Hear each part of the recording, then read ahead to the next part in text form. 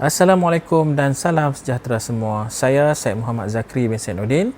Selamat datang ke channel Dialog My. Tadi saya tunjukkan satu kaedah filing, sistem penyusunan file ataupun sistem file yang mana kita buat file, kita labelkan file tersebut, kemudian kita masukkan dokumen-dokumen yang berkaitan ke dalam file. Tujuan kita label dan kita filter ni supaya memudahkan proses pengesanan semula dokumen. Lepas ni kod-kod lah kita nak pakai dokumen tu, taklah pening nak cari kat mana kan. Keistimewaan features label dan filter ni yang mana kita boleh apply dalam Gmail kita. Mungkin ada orang tanya kenapa nak pakai label dan filter kan, sebab dah pakai sistem komputer ni, email kan, boleh search je dalam kotak carian tu. Betul, memang kita boleh search. Tapi fungsi label dan filter ni sangat berguna sekiranya email yang kita nak labelkan tu email penting. Contohlah, sebelum ni saya masuk program YouGov survey bayar. Survey daripada YouGov ada expired date. Jadi saya nak pastikan bila saya dapat je email YouGov, saya nak terus menjawab survey. Macam mana nak buat label and filter dalam Gmail account? Okey, kalau anda nak tahu, pastikan anda tengok video ni sehingga habis. Let's go. Buka aplikasi web browser, kemudian masuk ke website Gmail. Contoh sekarang saya telah pun login akaun Gmail saya menggunakan pelayar web Google Chrome dalam smartphone saya ni. Kalau anda lihat sekarang, paparan bagi website Gmail adalah dalam mode mobile. Ini adalah disebabkan laman web Gmail secara automatik mengesan saya sedang menggunakan telefon pintar. Untuk membuat label dan menetapkan tetapan filter, kita perlu menukar mod paparan ini kepada mod desktop terlebih dahulu. Klik pada ikon main menu pada sebelah atas kiri skrin, kemudian scroll ke bawah sehingga anda boleh melihat perkataan View Gmail in Mobile, Older Version ataupun Desktop. Kalau anda lihat sekarang, tetapan paparan adalah dalam mod mobile, jadi kita perlu tukar tetapan paparan kepada desktop mode. Klik pada desktop. Kita dapat melihat paparan website Gmail sekarang sudah pun berubah kepada mode desktop seperti seakan-akan diakses melalui komputer. Setelah kita sudah berjaya mengubah paparan website Gmail kepada mode desktop, barulah boleh kita mula membuat label dan filter. Untuk membuat label, kita perlu tahu dahulu tujuan label ini dibuat. Contohnya dalam video ni, saya nak susun semua email yang saya terima dari YouGov dilabelkan sebagai YouGov. Jadi, saya boleh sahaja menggunakan frasa YouGov dalam tetapan filter nanti, ataupun saya boleh menggunakan alamat email dari YouGov. Saya nak gunakan email YouGov dalam tetapan filter, jadi saya buat carian dahulu. Type YouGov dalam kotak carian Gmail di atas, kemudian tekan butang search mail.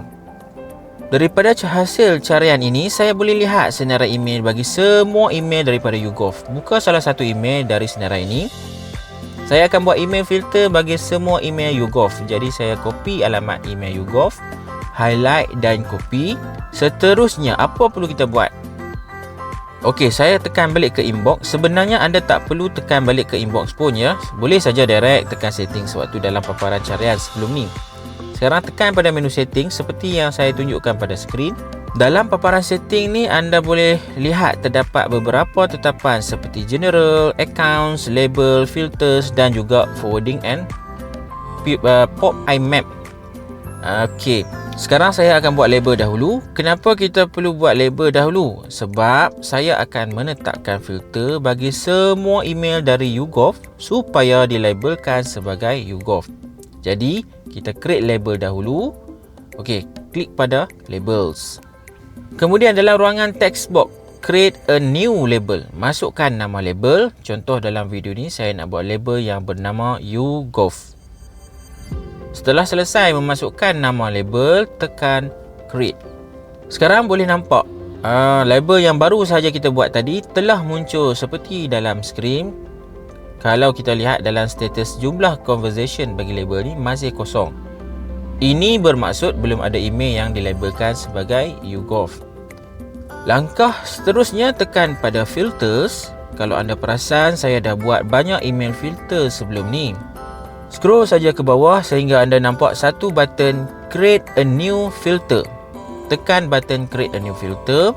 Pada paparan ini kita boleh pilih search kriteria apa yang sesuai. Contoh, saya nak semua email daripada YouGov dilabelkan YouGov. Jadi, saya masukkan alamat email YouGov pada text box from. Sebelum buat label tadi, saya sudah copy dahulu alamat email YouGov.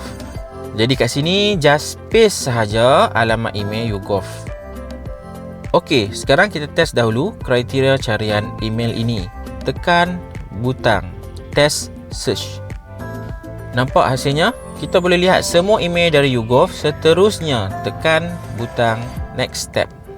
Sekarang kita perlu choose action bagi email filter ini. Ada banyak pilihan action dalam video ini. Saya nak labelkan email, jadi saya tandakan pada checkbox apply the label. Kemudian pilih label YouGov.